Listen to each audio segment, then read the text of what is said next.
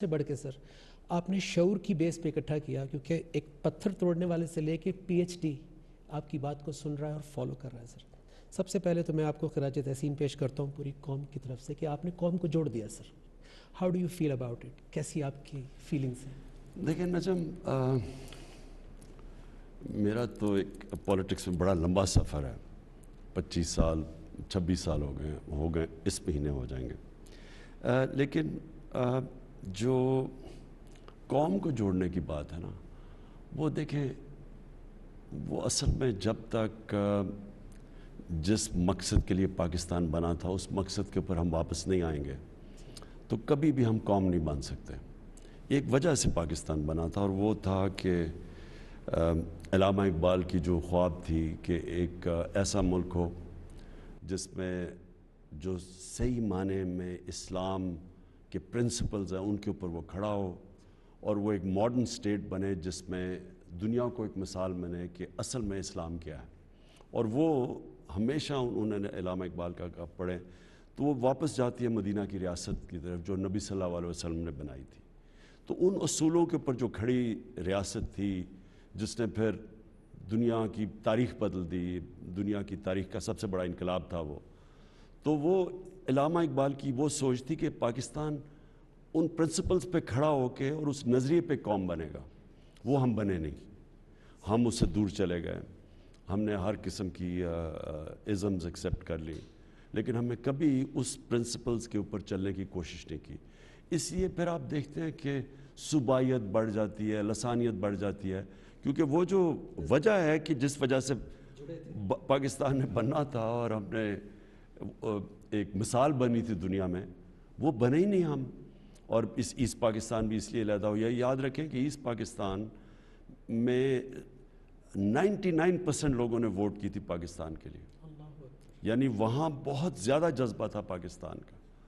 تو وہ اس کیوں گیا؟ کیونکہ ہمارا وہ جب نظریہ بیچ میں سے نکل گیا تو پھر سب نے اپنا سوچنا شروع کیا، اور وہ نظریے کے اندر جو سب سے امپورٹنٹ چیزیں تھیں وہ انصاف تھی. تو صوبوں نے بھی اکٹھا ہونا تھا انصاف کے اوپر. قوم، ہر انسان نے اسٹیٹ کے ساتھ لگ جانا تھا کیونکہ اسٹیٹ نے اس کو انصاف دینا تھا، اس کو پروٹیکٹ کرنا تھا. اور پھر وہ دوسری چیز تھی ایک انسانیت، یعنی ایک فلاحی ریاست. فلاحی ریاست کا مطلب ہوتا ہے جب اسٹیٹ اپنے کمزور طبقے کی ذمہ داری لیتی ہے تو وہ کمزور طبقہ اسٹیٹ کے ساتھ جڑ جاتا ہے، اور وہ پھر اسٹیٹ ایک قوم بن جاتی ہے، مضبوط ہو جاتی ہے، جو کہ مدینہ کی ریاست میں انہوں نے ثابت کیا. وہ ایک ماڈل بنا تھا ہم سب کے لیے. اور پھر ایک خوددار قوم جو کہ ایک لا الہ الا اللہ کے اوپر کھڑی ہوتی ہے، اور وہ پھر کسی کے سامنے جھکتے نہیں، اپنے پیر پہ کھڑی ہوتی ہے. اور پھر جو قومیں جب تک پیر پہ نہ کھڑے ہوں، جنہوں میں قومی غیرت نہ ہو، جنہوں میں بڑا مقصد نہ ہو، وہ پھر کبھی اوپر نہیں جاتی. سر یہ اویئرنیس تو آپ کو پہلے بھی ہوگی، آپ نے دنیا گھومی ہے، آپ نے بہت پڑھا بھی، لیکن اس کے لیے پریکٹیکلی کام کرنے کے لیے ایک بہت بڑی ٹرانسفارمیشن چاہیے ہوتی ہے. میری آج کے اس انٹرویو کو جو سب سے بڑا مقصد ہے وہ یہ جاننا ہے کہ یہ جو آپ کی جو اندر تبدیلی آئی ہے، کیونکہ ہم نے وہ وٹنس کیا ہے نا ٹائم سر، کہ آپ کی جو فین فالوئنگ تو صرف عوام نہیں تھے سر. پیپل لائک امیتابھ بچن، شاہ رخ خان، عامر خان، مک جیگر اور دنیا کے سپر سٹارز آپ کو پسند کرتے تھے. سو اتنی شہرت میں تو اس کا 5% میں بھی لوگ آؤٹ آف کنٹرول ہو جاتے ہیں. اس جگہ پر انسان کی ایگو بھی بڑی ہوتی ہے، وہ اپنے کمفرٹ زون میں بھی رہنا چاہتا ہے، ولنریبل بھی ہو جاتا ہے، کبھی غلطیاں بھی ہوتی ہیں. لیکن آج آپ جس مقام پر ہیں، جو کام کر رہے ہیں، وہ بغیر عاجزی کے، بغیر ہیوملٹی کے پاسبل نہیں تھا. اندر کیا ہوا تھا سر؟ یہ لڑائی کیسے لڑی آپ نے؟ کس نے ہیلپ کیا؟ اور یہ کتنی مشکل تھی سر؟ دیکھیں نا، جب میں ایک بڑا خوش قسمت انسان وہ تھا جس نے جو اپنے لیے سپورٹس میں ٹارگٹ سیٹ کیے وہ اچیو کیے، اور پھر اس کی وجہ سے پاپولیرٹی بھی اور دنیا میں نام بھی ملا. تو ایک تو یہ ہوتا ہے کہ کئی دفعہ لوگ ایک خواب کی طرف جا رہے ہوتے ہیں، پہنچتے نہیں ہیں وہاں تک. لیکن میں وہ تھا جو پہنچ چکا تھا وہاں. تو وہ میں نے، اور وہ جو ساری گلیمر کی زندگی تھی، وہ ایک تو آپ باہر سے دیکھتے ہیں نا، ایک دور سے دیکھتے ہیں، اور ایک آپ پیچھے سے دیکھتے ہیں، تو وہ بھی میں دیکھ چکا تھا. اور میری جو ٹرانسفارمیشن تھی وہ ذرا لیٹ شروع ہوئی. اس کی وجہ یہ ہے کہ میں نے ریئلائز کیا کہ ہمیں صحیح معنی میں کبھی اسلام کی تعلیم نہیں دی گئی. گھر میں ماں میری بہت ریلیجس والد بھی تھے، لیکن جو ہمیں ایجوکیشن ملنی چاہیے تھی، مثلا سب سے اچھے اسکول میں تھا ایچ میں، لیکن ہمیں کوئی پریپریشن نہیں کی گئی کہ صحیح معنی میں کیا.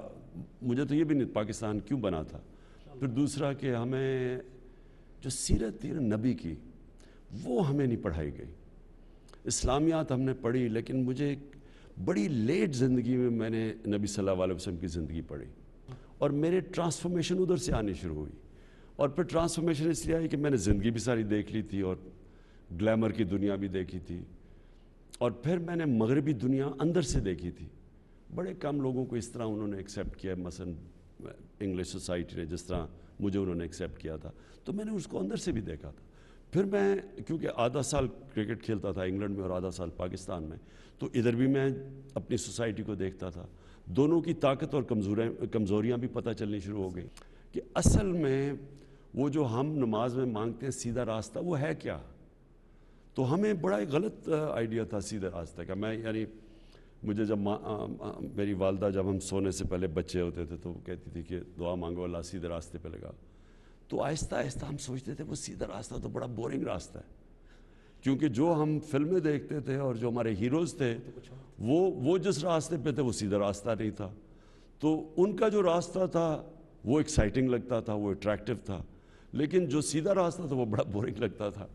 تو وہ میں نے آہستہ آہستہ نبی صلی اللہ علیہ وسلم کی جب سیرت پڑھی اور پھر قرآن کو سمجھنا شروع کیا، اور اپنے تجربے سے ریئلائز کیا کہ اصل میں سیدھا راستہ ہماری بہتری کے لیے، اور جس راستے کو ہم گلیمرس اور اٹریکٹیو سمجھتے ہیں وہ اصل میں ہماری بربادی کا راستہ ہے. یعنی وہ ہمیں خوشی نہیں دیتا. وہ اور پلیجر سیکنگ یعنی عارضی خوشی اور ہیپینس اور جو خوشی ہے اس میں ایکچولی فرق ہے. پلیجر سیکنگ کچھ اور ہے، وہ عارضی خوشی ہوتی ہے، اور وہ ایکچولی آدمی کو ایک غلط طرف لے جاتی ہے، ایڈکشن کی طرف لے جاتی ہے، تباہی کی طرف لے جاتی ہے. اور جو اصل خوشی ہے وہ اصل میں سیدھے راستے میں ہے. اور سیدھا راستہ آسان راستہ نہیں ہے، مشکل راستہ ہے، اونچ نیچ ہے. اندر لڑائی ہوئی ہوگی نا سر. تو اگر آپ نبی صلی اللہ علیہ وسلم کی زندگی پڑھ لیں تو وہ تو کوئی آسان زندگی تو نہیں تھی، وہ تو سارا وقت سٹرگل تھی، لیکن وہ پھر ایک انسان کی عظمت کا راستہ ہے. تو وہ ایکچولی یہ مجھے بڑا لیٹ سمجھ آئی زندگی میں کہ وہ اصل میں سیدھا راستہ ہماری بہتری کے لیے. ہم سمجھتے ہیں ہم اللہ کو خوش کر، یعنی اللہ کو کوئی فائدہ پہنچا رہے ہیں، اللہ کو تو کوئی فائدہ نہیں پہنچا سکتا. آپ نے ابھی ایک ورڈ کہا کہ سیدھا راستہ مانگتے ہیں سر، تو یہ بہت بڑی بات ہے سر، کیونکہ اکثریت تو پڑھتی ہے سر.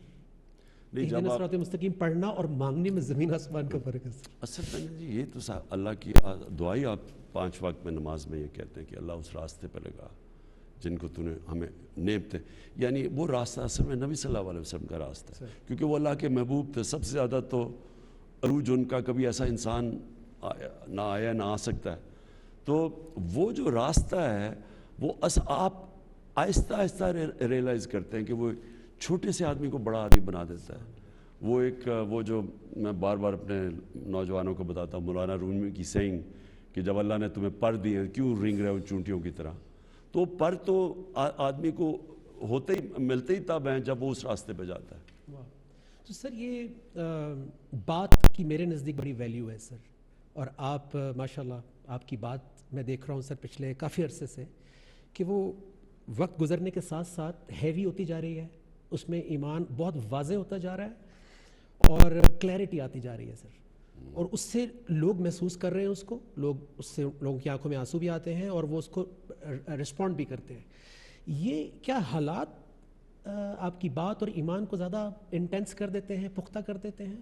نہیں، دیکھیں آپ کا زندگی کا تجربہ سب سے بڑا، کیونکہ آپ جیسی زندگی میں اونچ نیچ دیکھتے ہیں اور مختلف راستے، جس طرح میں دیکھ کے آیا ہوں، میں نے تو بڑی زندگی وہ ایسی زندگی گزاری ہے شاید ہی کسی کو اس طرح کا موقع ملے. کیونکہ دیکھیں ہماری جو یوتھ ہے، میں دیکھتا ہوں اب وہ جن چیزوں سے امپریس ہوتی ہے، اور جو پاپ میوزک اور یہ اور وہ، اور جو ہالی ووڈ سٹارز اور بالی ووڈ، تو اگر آپ اس کے پیچھے چلے جائیں پکچر کے تو آپ کو ایک اور ہی سین نظر آتا ہے. وہ میں نے دیکھا ہوا ہے. تو کیونکہ میں نے دیکھا وہ اور اپنی زندگی میں پھر جو جو میں سمجھتا تھا کہ بڑے گلیمرس اور بڑی زبردست زندگی ہے، وہ جب میں نے اندر سے دیکھی تو اصل میں وہ ایسی ہے نہیں، وہ ایک معراج ہے جس کی طرف سے لوگ جاتے ہیں. اور اصل میں جو زندگی، جس طرح میں نے کہا، وہ جو ہم مانگتے ہیں اللہ سے سیدھے راستہ، وہ اس زندگی میں جو سکون اور خوشی ملتی ہے وہ اور کسی زندگی میں نہیں ملتی. اور میری یہ آبزرویشنز ہیں زندگی میں. میں اتنا بڑا اسکالر نہیں ہوں، لیکن میں اپنی زندگی ہمیشہ سونے سے پہلے ہمیشہ اپنے دن کا جائزہ لیتا ہوں. تو میں نے جو اپنی سارا انالیسس کیا، جائزہ کیا اپنی زندگی کا، تو مجھے اور کلیئر ہوتا گیا کہ سیدھا راستہ کیا ہے، اور سمجھ آنی شروع ہوئی کہ جو ہم اتنی اپنا ٹائم ضائع کرتے ہیں، جو ہم اتنے بڑی گلیمرس زندگی، اصل میں وہ اتنی اٹریکٹیو نہیں ہے. سر بڑی عجیب بات ہے کہ کوئی آپ کی بات سے انسپائر ہو رہا ہے اور کوئی کہہ رہا ہے کہ یہ محض باتیں ہیں. یہ بڑی عجیب بات ہے کہ کسی کو وہ بات لگ رہی ہے اور کسی کا حال خراب ہو رہا ہے وہ سن کے کہ یار میرا تو ایمان بڑھ رہا ہے یہ بات سن کے. کیونکہ یہ جو بات آپ کرتے ہیں یہ ایسے ہو نہیں سکتی اگر زندگی میں تبدیلی نہ آ رہی ہو. یہ ممکن ہی نہیں ہے. اور میں اس بات کا گواہ ہوں سر کہ ایک آدمی جو کچھ اور لائف گزار رہا ہو اس کی زبان سے ایمان کی بات نکل ہی نہیں سکتی سر. یہ اللہ کو میں گواہ کر کے آپ کو بتا رہا ہوں جو میرا ایکسپیرینس ہے سر. تو بات کی جہاں تک سر ویلیو ہے تو اس کائنات کا آغاز بات سے ہوا. کن فیکن، اللہ نے بات ہی تو کی. پھر اللہ کے نبی صلی اللہ علیہ وسلم نے بات کی، دل بدلے، لوگوں کو جوڑا. اور آپ بھی قوم سے بات کر رہے ہیں تو جب آپ نے بات کی سو لوگوں نے لبیک کہا اور خوش آمدید کہا. اللہ کی بات آپ نے کی اور آپ نے ان کو سنہری اصولوں کی طرف بلایا، اسلام کے ویلیو سسٹم کی طرف. سو بہت سارے لوگوں کو تھوڑا عجیب لگا کہ یہ سیاست میں دین کیسے آ گیا، جبکہ اللہ کے رسول صلی اللہ علیہ وسلم نے فرمایا تھا کہ پہنچا دو میری رسالت، چاہے ایک آیت بھی تمہیں پتہ ہے. اس کا مطلب ہے سبزی والا، اسپورٹس مین، بچہ اور ایون وزیر اعظم، ان کی بھی ڈیوٹی بن جاتی ہے ٹو پروپوگیٹ دا میسج. سو یہ کیا جواب دیں گے آپ ان لوگوں کو جو یہ سمجھتے ہیں؟ کیونکہ میرا یہ خیال ہے سر کہ دین سے تو سیاست پاک ہو جائے گی، کاروبار پاک ہو جاتے ہیں، رشتے پاک ہو جاتے ہیں. واٹ وڈ یو سے؟ دیکھیں، میں پولیٹکس میں آتا ہی نہ اگر میرے میں اللہ ایمان نہ ڈالتا، کیونکہ اللہ کی بائی دا وے سب سے بڑی اس کا تحفہ ہوتا ہے کہ انسان کو ایمان. اصل میں چینج انسان میں آتا ہی تب ہے جب اس کے دل میں ایمان آ جائے. جو آپ کا بیہیویئر ہے وہ چینج ہی ہوتا ہے بلیف کے ساتھ. نہیں تو آپ ہمیشہ اپنی جینز کے، اپنی انوائرمنٹ کے، آپ اس کے غلام رہتے ہیں، آپ چینج نہیں ہو سکتے. میری زندگی میں جو میں نے لوگوں کو چینج ہوتے دیکھا، وہ صرف جب اندر سے ایمان آپ کو چینج کرتا ہے. تو میری اور زندگی تھی، چینج ہو گیا. تو پولیٹکس میں آیا صرف میرے میں ایمان تھا. کہ ایمان جو ہے دو راستے ہیں نا، ایک تو اپنی ذات کا ہے، آپ اپنے لیے زندگی گزاریں. اور میں جب کرکٹ چھوڑی مجھے کس چیز کی کمی تھی، اور کرکٹ کے اوپر تھوڑی میچ کے انالیسس کرتا رہتا تو بڑے آرام سے ساری زندگی میں کوئی کسی چیز کی کمی نہیں تھی.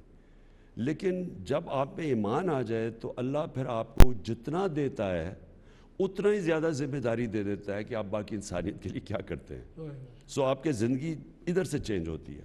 یہ جو دو راستے چینج ہیں کہ ایک راستہ سیدھا راستہ اور ایک تباہی کا راستہ. تباہی کا راستے میں ایک بہت بڑی چیز ہوتی ہے کہ انسان صرف اپنے لیے جیتا ہے، اور اگر اس کے پاس پیسہ ہے تو وہ اپنے لیے خرچ کرتا ہے، یا فیم ہے تو اپنے لیے اس کا استعمال کرتا ہے. جب آپ کو ایمان آ جائے تو آپ پہ اللہ ذمہ داری ڈال دیتا ہے کہ آپ اس سے، جو میں نے ساری نعمتیں تو اللہ کی طرف سے ہے نا، تو جو میں نے آپ کو نعمت دی ان نعمتوں سے آپ نے انسانیت کے لیے کیا کیا. تو بیسکلی یہ فرق ہوتا ہے ایمان میں اور جب آپ ایمان کے بغیر زندگی گزاریں. تو جب میرے میں ایمان آیا تو تب میں نے سوچا، پہلے میں نے ہاسپٹل کے اوپر پورا زور لگایا، بنایا. اور اسی دور میں نے ریئلائز کیا کہ اصل میں تو پاکستان میں فلاحی ریاست کی ضرورت ہے، جس کی وجہ سے ملک بنا تھا اسلامی فلاحی ریاست، جو ہمارا نظریہ پاکستان ہے. تو پھر میں نے سوچا کہ میں پولیٹکس میں آ کے اس نظریے کے پیچھے چلوں. تو میں پولیٹکس میں آیا اس لیے تھا. آپ مقصد کے ساتھ آئے تھے؟ اور پہلے دن سے ایاک نعبد و ایاک نستعین ہمارا نصب العین تھا. کاروبار نہ انڈسٹری، اور اس کو ہم نے اپنا نصب العین بنایا، اور پھر ہم نے اسلامی فلاحی ریاست اپنا آبجیکٹو بنایا.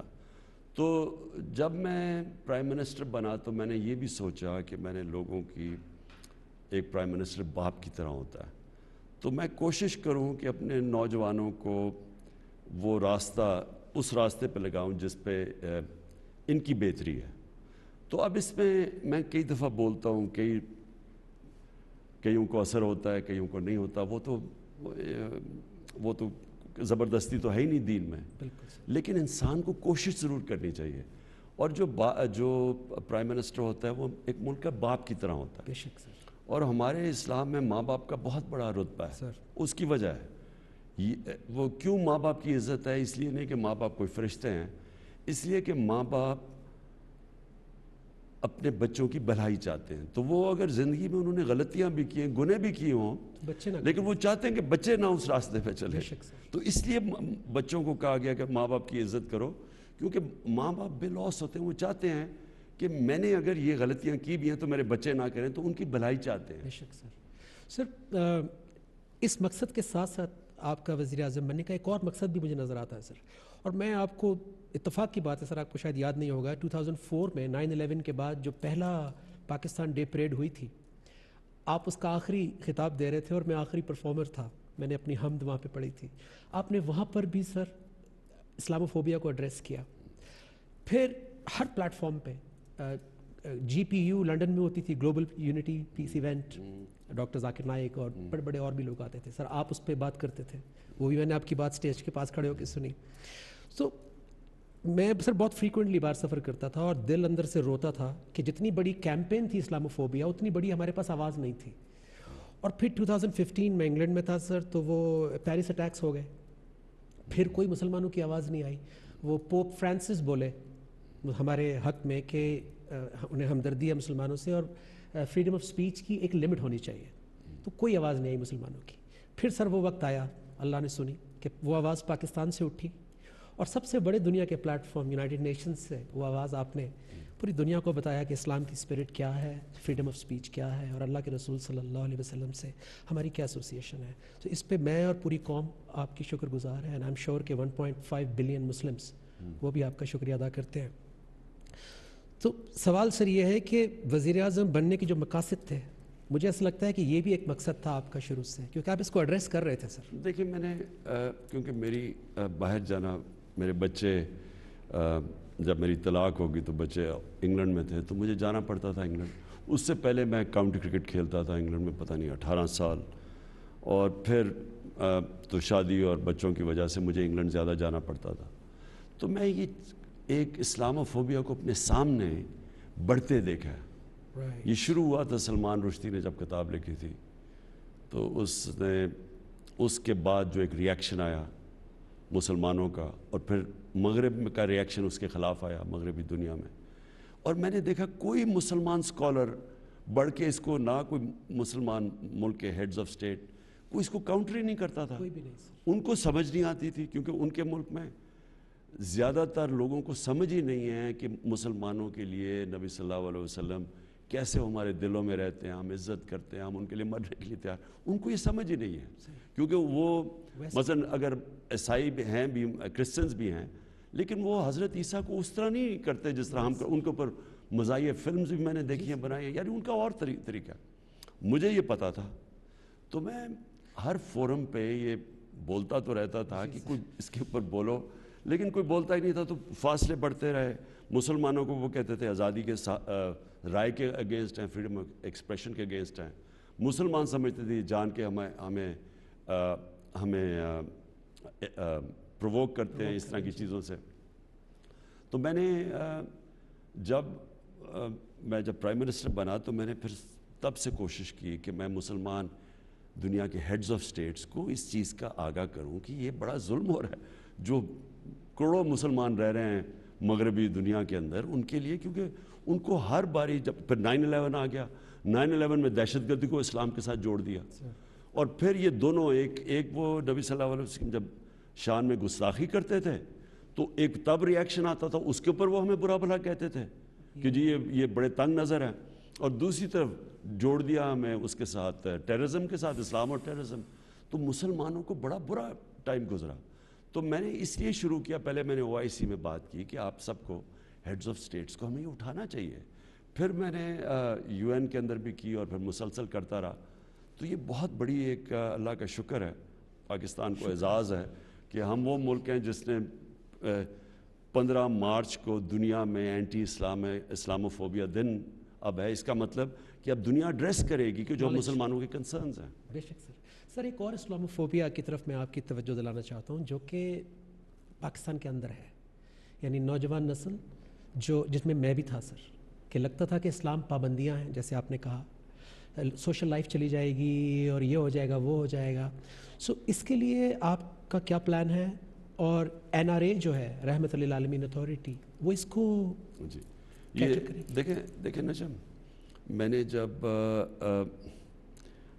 کیونکہ میں خود اس پروسیس سے گزرا ہوں نا، ہم HSN میں تھے، ہمارے سارے ہیروز مغربی، ہمارے سارے فلم ایکٹرز ہالی ووڈ کے، ہمارے سپورٹ سٹار وہ سارے باہر کے تھے، اور ان کی زندگی بالکل جو ہم آئیڈلائز کرتے تھے وہ بالکل زندگی مختلف تھی.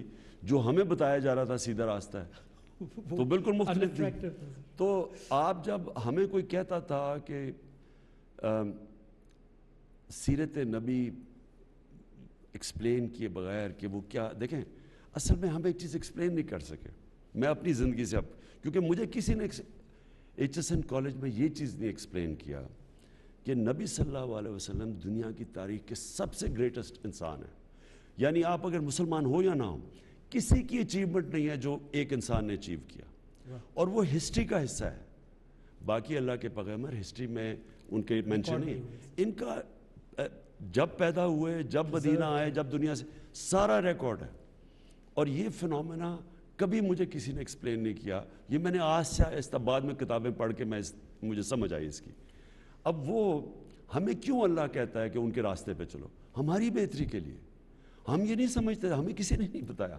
اور وہ اس لیے کہ وہ دنیا کے سب سے کامیاب انسان تھے.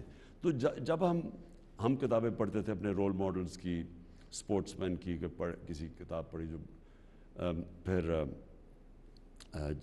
مثلا بل گیٹس کے لوگ پڑھتے ہیں کہ بڑا گریٹ انسان ہے.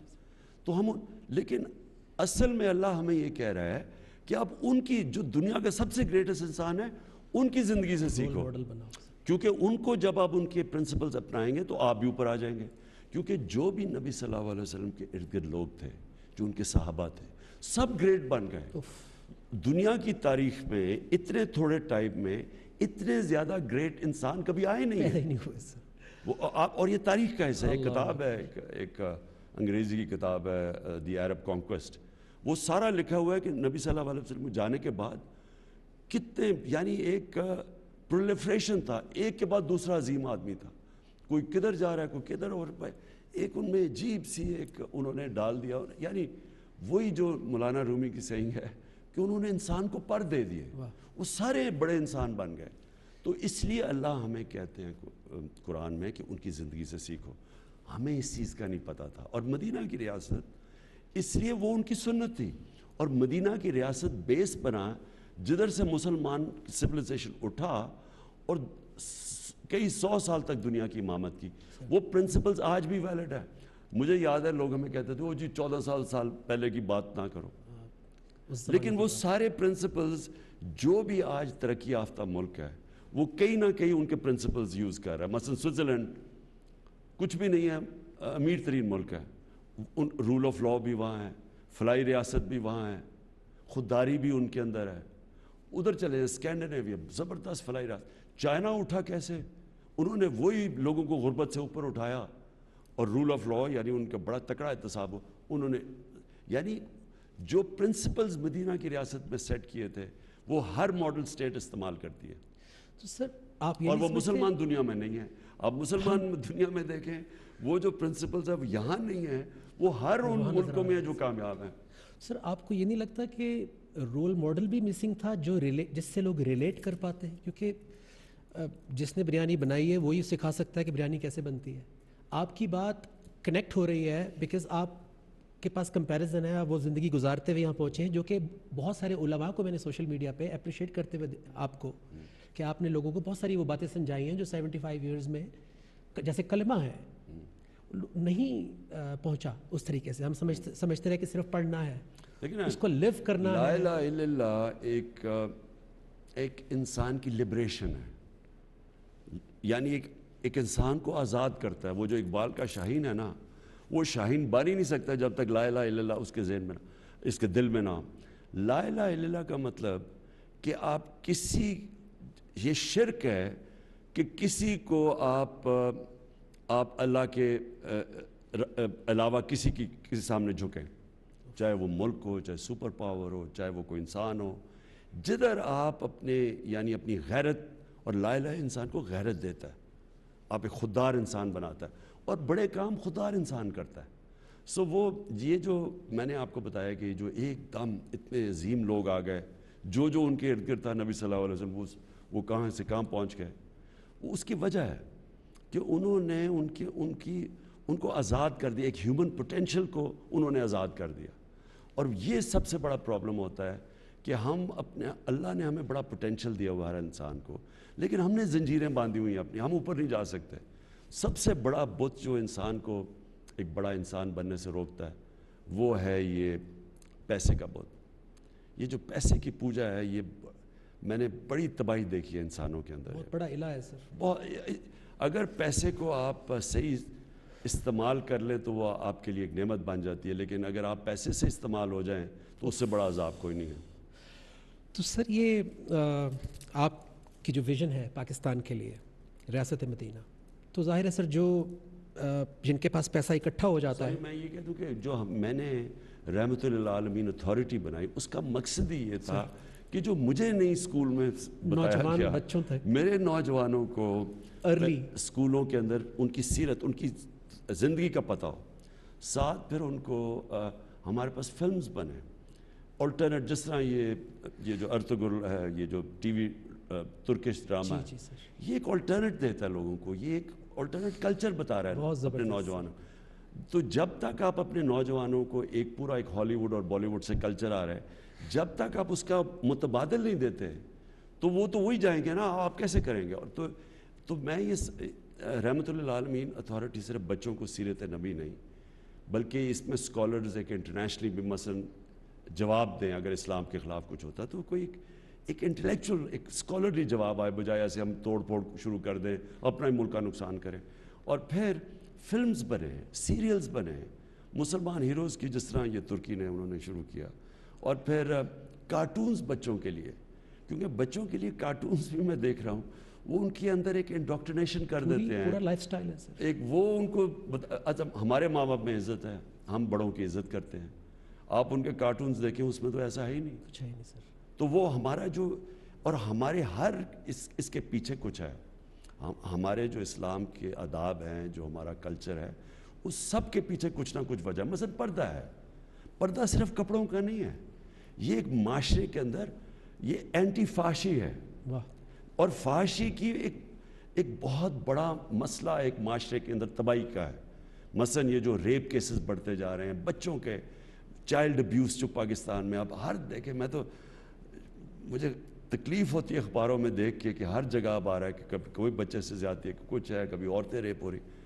آپ اگر معاشرے میں فحاشی بڑھا دیں گے تو یہ کچھ نہ کچھ تو اس کا ایفیکٹ آئے گا نا۔ اور دوسرا پرابلم موبائل فون ہے۔ اب موبائل فون کے وہ مٹیریل آ گیا بچوں کے سامنے جو انسانی تاریخ میں کبھی بچوں نے اس طرح کی چیزیں ایکسپوز نہیں، بلکہ انسان نہیں ہوئے۔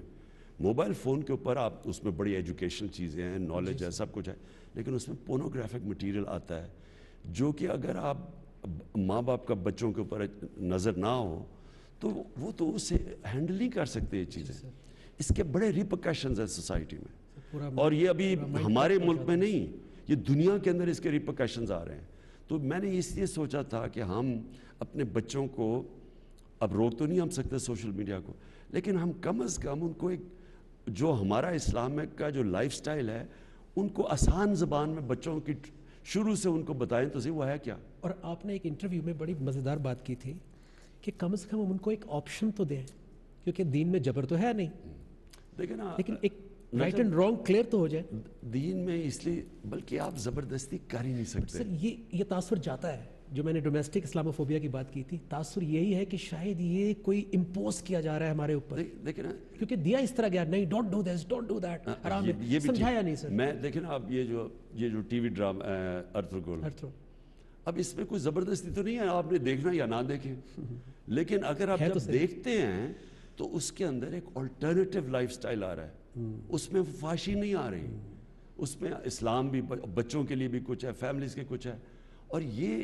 اس طرح کے آپ کو میڈیمز چاہیے. آپ زبردستی کبھی کچھ نہیں کر سکتے.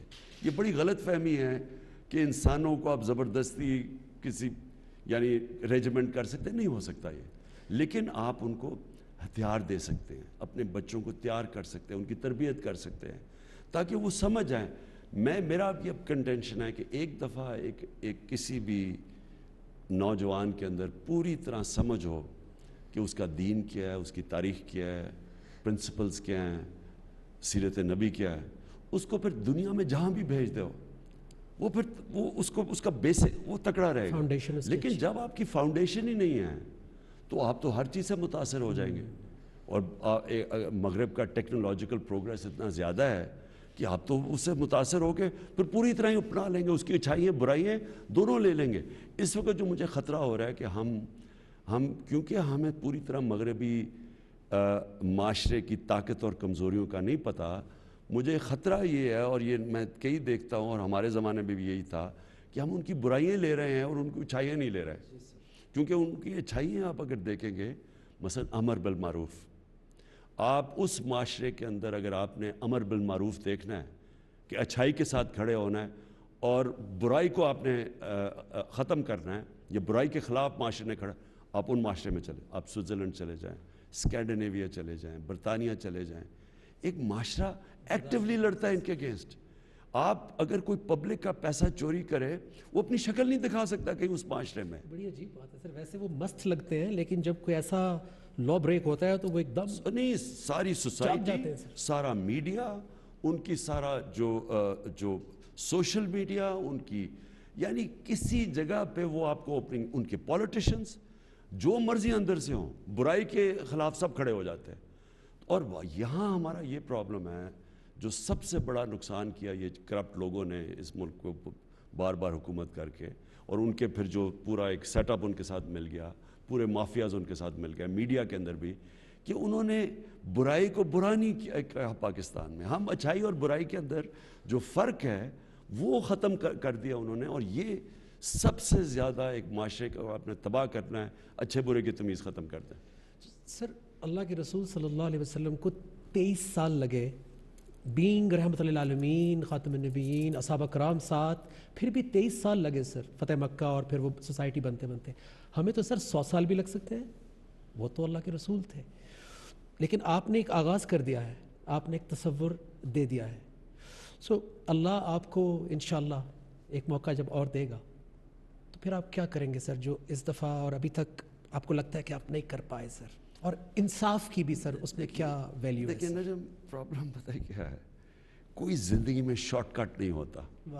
آج تک کوئی بھی مجھے بتا دیں کسی نے کوئی بڑا کام کیا اور شارٹ کٹ لے کے کر دیا؟ نہیں سر. کوئی لیڈر ہو جو شارٹ کٹ سے بنا, جتنے بھی بڑے اللہ کے لیڈر بنائے میں تو بالکل بھی نہیں ہے سر. نہیں, اور ایک جو امتحان کے بعد اور بڑا آ جاتا ہے. نہیں, لیکن نجم آپ دیکھ لیں کہ نبی صلی اللہ علیہ وسلم دنیا کے گریٹسٹ لیڈر تھے. اللہ نے ان کو 13 مشکل سال گزارے مدینہ کے, اور مدینہ کی ریاست بھی 3-4 بڑے مشکل سال تھے. تو مشکلیں جو آتی ہیں نا آپ کے اوپر, یہ انسان کے اندر سے وہ جو اللہ نے طاقت دیا, پوٹینشل, وہ نکالتی ہیں. جب آپ ریزسٹنس کے سامنے کھڑے ہوتے ہیں تو تب ہی انسان کی اندر صلاحیتیں نکلتی ہیں. اگر آپ آسان راستہ لے لیں, وہ جو 2 راستے ہیں, ایک عظمت کا راستہ ہے, ایک تباہی کا, وہ آسان راستہ ہوتا ہے, انسان شارٹ کٹ لے لیتا ہے. تو یہ کہنا کہ ہم پاکستان میں کوئی ایک دم اس طرح کریں گے اور مدینہ کی ریاست بن جائے گی, ایسے نہیں ہوگا. یہ ایک معاشرہ مل کے جد و جہد کرتا ہے. ایک اسٹیٹ, اس کی ذمہ داریاں ہوتی ہیں, وہ رول آف لا قائم کرتا ہے, انصاف کے لیے پورے وہ کوشش کرتا ہے. وہ پھر ایک ویلفیئر اسٹیٹ بناتا ہے کہ ہر جو پیچھے رہ گئے زندگی ریس میں ان کی مدد کرے, جو فلاحی ریاست ہے. لیکن جو عوام ہیں ان پہ لازم کر دیتا ہے اللہ کہ وہ امر بالمعروف پہ کھڑے ہوں. یعنی وہ پھر ان کی ذمہ داری یہ ہے کہ بدی کو وہ ختم کریں, اچھائی کے ساتھ کھڑے ہوں, فیصلہ کریں اچھائی برائی کیا. ہر انسان جانتا ہے اچھائی برائی کیا ہے. سر یہ سب صرف عمران خان نے کرنا ہے یا پوری قوم کو اس میں اپنا حصہ ڈالنا ہے, بجائے کہ صرف جج کرنے کے یا کامنٹ کرنے کے کہ شاید آپ نے ہی کرنا ہے, آپ نہیں کرنا ہے؟ پوری سوسائٹی کو اس میں اپنا رول پلے نہیں کرنا سر؟ یہ ہو ہی نہیں سکتا. یہ تو ایک سارا معاشرہ ایک اس طرف چلتا ہے. لیکن شروع میں تھوڑے سے لوگ ہوتے ہیں سر. آپ سارے اللہ کے پیغمبروں کی زندگی دیکھ لیں, بڑے بڑے لیڈرز کی زندگی دیکھ لیں. نیلسن منڈیلا کتنے لوگ تھے اس کے ساتھ شروع میں, پھر ایک سارا ہجوم آ جاتا ہے. اسی طرح ہمارے قائد اعظم محمد علی جناح ہمارے گریٹسٹ لیڈر کتنی دیر وہ جیسے پولیٹیکل ولڈرنس کی بات کرتے ہیں، کوئی بھی نہیں تھا ان کے ساتھ، تھوڑے سے لوگ تھے اور پھر ایک دم وہ تو یہ اللہ کا ایک یہ نظام اس نے بنایا ہوا ہے کہ آخر میں جو سچ پہ کھڑا ہوتا ہے، حق پہ کھڑا ہوتا ہے، وہ پھر پریویل کرتا ہے، قوم اس کے ساتھ چلتی ہے۔ سر آپ لوگوں کو کیا بتانا چاہیں گے کہ آپ پاکستان کو نیکسٹ 10-20 ایئرس میں یا اور زیادہ ٹائم چاہیے، کہاں دیکھتے ہیں سر؟ اصل میں جی کیا آپ کی ویژن ہے سر پاکستان؟ میں آپ کو بتاتا ہوں، دیکھیں پاکستان 22 کروڑ کے لوگ ہیں اور بدقسمتی سے ہمارے ایسے لیڈر ہیں وہ کہتے ہیں کہ بیگرز آر ناٹ چوزرز، یعنی کہ اگر ہم مقروض ہیں تو ہم غلام ہیں، تو اس کا مطلب ہم ساری زندگی غلام رہ جائیں گے، یا وہ کہیں کہ جی امریکہ نے لائف سپورٹ مشین پر ڈالا ہوا۔ جب آپ کی لیڈرشپ پہ ایسے لوگ آ جاتے ہیں وہ ساری قوم کا پوٹینشیل ختم کر دیتے ہیں۔ قوم دیکھیں نا جی، قوم تو اٹھتی ہے ایک خودداری کے اوپر، ایک نظریے کے اوپر، قربانیاں دے کے اونچ نیچ سے گزرتی ہے وہ، لیکن قوم کبھی بھی، وہ کہتے ہیں نا طفل کیا گرے گا جو گھٹنوں کے بل چلے، آپ گھٹنوں کے بل چل کے کبھی بھی قوم نہیں بن سکتے۔ تو میں سمجھتا ہوں کہ پاکستان میں بڑا پوٹینشیل ہے، یہ قوم کبھی بھی کھڑی ہو جائے گی۔ میں سمجھتا ہوں کہ یہ اس میں پوٹینشیل ہے، عظیم لوگ ہیں ابھی پاکستانی، بڑے بڑے میں نے عظیم لوگ دیکھے، زیادہ تر ملک سے باہر گئے ہوئے ہیں، لیکن قوم ابھی تک عظیم نہیں بنی۔ تو جس وقت یہ قوم اس طرف نکل گئی، جو راستہ میں سمجھتا ہوں کہ مدینہ کی ریاست کا راستہ، امر بالمعروف پہ، ایک دفعہ قوم یہ کھڑی ہو گئی، 22 کروڑ لوگ ہیں، ٹیلنٹ ہے ان کے اندر، پیسہ بے تحاشا ہے، ملک غریب ہے، لوگ امیر ہیں۔ جیسے ہی انہوں نے فیصلہ، جب قوم بنتی ہے نا، وہ پیسے بھی اکٹھے کر لیتی ہے، وہ اپنے مسئلے بھی حل کر لیتی ہے، وہ ساری دنیا کے سامنے بھی کھڑی ہو جاتی ہے، اس کو کوئی نہیں ہرا سکتا پھر۔ لیکن وہ ابھی ہم نے اس راستے پہ نکلے ہوئے قوم بننے کے۔ تو جو دنیا زمین کی ترقی پہ بہت فوکس کرتی ہے، جبکہ ایکچوئل ترقی کردار کی ترقی ہے، جس سے زمین کی ترقی میں بھی برکت آ جاتی ہے سر۔ تو نجم آخری بات یہی ہے نا کہ دیکھیں، جو میں نبی صلی اللہ علیہ وسلم کی بات کرتا ہوں اور جو انہوں نے مدینہ کی ریاست میں کیا، وہ سب کو سمجھنا چاہیے وہ کیا کیا تھا انہوں نے۔ 622 میں وہ ہجرت ہوئی مدینہ میں، اور 632 کے اندر وہ دنیا سے گئے، ٹھیک؟ ان 10 سالوں میں کیا ہوا؟ کیا 313 تھے 625 یا 24 میں بدر پہ؟ جی سر۔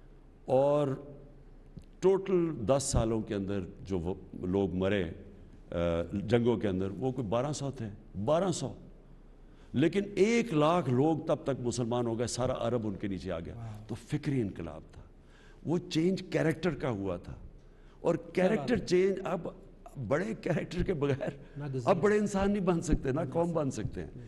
اس لیے میں سیرت نبی پہ بھی کہتا ہوں، اس لیے رحمۃ للعالمین اتھارٹی، اور اس لیے میں امر بالمعروف کی بات کرتا ہوں کہ قوم کو، جب تک قوم کھڑی نہیں ہوگی اچھائی کے ساتھ، مثلا یہ اب جو باہر سے رجیم کے چینج کی کوشش ہوئی ہے کہ ملک میں باہر سے فیصلہ کیا جی یہ ہمیں نہیں پسند تو چینج کر دو، اب یہ قوم نے اس کی حفاظت کرنی ہے، عمران خان کی بات نہیں ہے یہ۔